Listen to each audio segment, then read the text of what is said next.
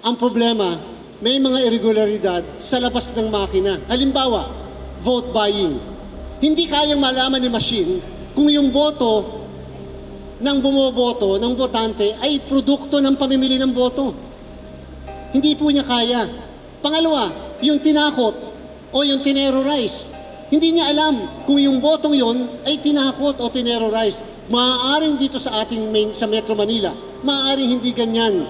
Subalit sa ating ilang kababayan sa mga probinsya, nangyayari po yan. Ibig sabihin, ang machine, wala tayong magiging problema dyan. Ang problema, yung mga irregularidad outside of the machine. Kung kaya naman po, sana, hingi po kami ng tulong, pagtulong-tulungan po natin maipaliwanag sa lahat.